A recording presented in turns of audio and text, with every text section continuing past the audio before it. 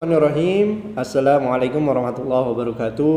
Pada kesempatan kali ini saya akan membahas tentang manfaat emas, dan saya akan membahas pula tentang hukum emas. Dan insya Allah pembahasan kali ini sangat bermanfaat untuk kita atau sebagai referensi kita untuk kita lakukan sebelum kita menabung dengan emas. Setiap manusia pasti memiliki sebuah keinginan. Keinginan tersebut fitrah dilakukan oleh sebagian manusia, dan keinginan tersebut seperti contohnya yaitu ingin memiliki kendaraan, ingin memiliki rumah, ingin pergi umroh maupun haji. Keinginan tersebut insya Allah dapat kita capai dengan lebih mudah dan lebih cepat apabila salah satunya yaitu kita menabung dengan emas. Dan sebelum kita menabung dengan emas, kita juga harus tahu terlebih dahulu apa sih hukum emas. Oleh karena itu kita mulai saja dengan baca basmalah. Bismillahirrahmanirrahim.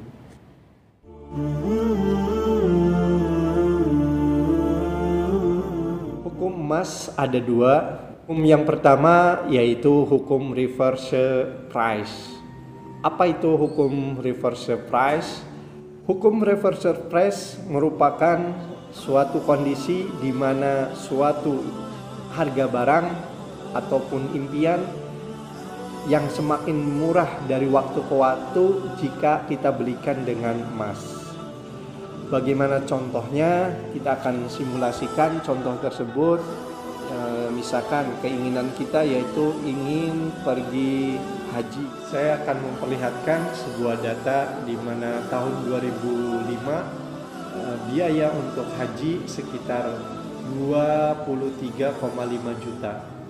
Sedangkan kita bandingkan 5 tahun mendatang, tahun 2010, harga ONH yaitu sebesar 31 juta, sedangkan tahun 2015 harga ONH-nya yaitu sekitar 34 juta. Dan untuk tahun 2020 ini berdasarkan tabel ini biaya ONH-nya sekitar 35,2 juta. Apabila kita lihat harga emas dari tahun 2005, kita lihat di dalam tabel itu sekitar 135.000, sedangkan ketika tahun 2010 harga emas 1 gram yaitu sebesar Rp350.000, dan tahun 2015 sekitar 540.000, sedangkan untuk tahun 2020 ini harga 1 keping 1 gram sebesar 1 juta rupiah kurang lebih. Apabila kita lihat gramasi, ongkos naik haji, kita gramasikan dengan emas untuk tahun 2005 ini, apabila kita ingin pergi haji, kita membutuhkan 174 gram emas. Dan ketika tahun 2010 gramasi yang dibutuhkan untuk ONH sebanyak 88,5 gram. Dan ketika tahun 2015 biaya haji ketika kita gramasikan dengan emas sebesar 62,9 gram. Dan ketika tahun 2020 biaya ONH ketika kita konversikan dengan emas sebesar 35 gram. Dari tabel di atas, ONH dari tahun ke tahun semakin naik apabila kita lihat dari biayanya. Tahun 2005 sebesar 23,5 juta, dan tahun 2020 sekarang kurang lebih sebesar 35,2 juta. Makin hari makin bertambahnya tahun, maka semakin tinggi nilai ongkos naik hajinya.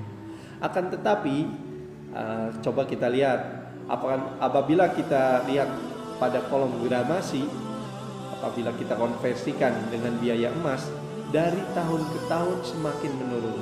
Kita lihat tahun 2005 gramasi untuk biaya haji itu sebesar 174 gram. Sedangkan tahun 2020 biaya haji tahun 2020 apabila kita konversikan dengan emas sebesar 35 gram. Jadi harga biaya ONH itu lebih murah tiap tahunnya apabila kita mengkonversikan dengan emas. Oleh karena itu, marilah kita, jika kita memiliki keinginan apapun, kita sebaiknya menabung dengan emas. Yang kedua, apabila kita keinginan kita ingin pergi umroh, insya Allah mudah-mudahan Allah kabulkan. Kita lihat kolom umroh di sini ada diagram untuk biaya umroh dari tahun ke tahun. Saya ambil biaya umroh dari tahun 2017 sampai tahun 2020. Kita lihat gambar diagram tersebut. Biaya umroh tahun 2017 kurang lebih sebesar 21 juta. Sedangkan untuk 2018 kurang lebih sebesar 22 juta. Dan tahun 2019 sekitar 23 juta. Dan tahun 2020 kurang lebih sebesar 25 juta. Ketika kita lihat harga emas dari tahun 2017 hingga tahun 2020, kita lihat harga emas tahun 2017 itu sekitar 650.000. Sedangkan ketika tahun 2018 harga emas itu sekitar 700.000. Dan ketika tahun 2019 harga emas itu sebesar 750.000. Dan ketika tahun 2020 harga emas mencapai 1 juta. Apabila kita lihat jumlah gramasi ini kita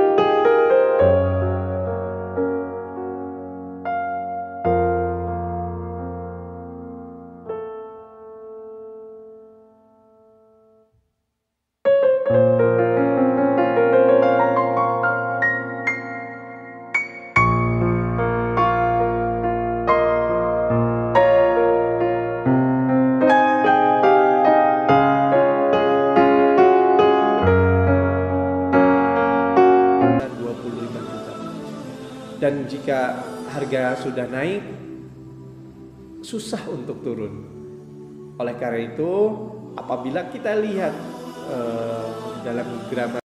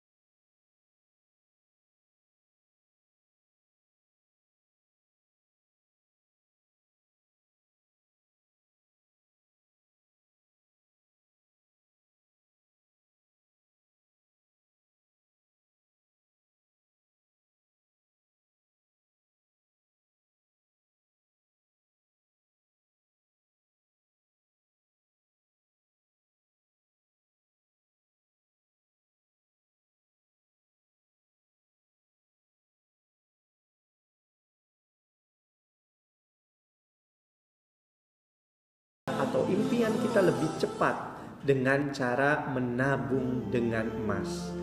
Dan emas merupakan tabungan terbaik untuk mencapai impian dibandingkan dengan uang kertas.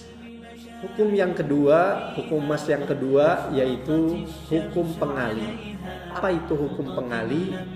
Hukum pengali adalah suatu kondisi di mana semakin banyak emas yang dimiliki, maka semakin besar pengali keuntungan dan manfaat yang didapatkan ketika terjadi perubahan. Oleh karena itu, saya akan mencontohkan agar lebih sedikit paham hukum pengali ini. Saya akan tampilkan diagram saya akan tampilkan. Kita lihat harga ketika tanggal 9 September 2020. Nah, misalkan kita memiliki 100 keping, insya Allah mudah-mudahan Allah menjabat 100 keping 1 gram. Masya Allah, mudah-mudahan kita memilikinya.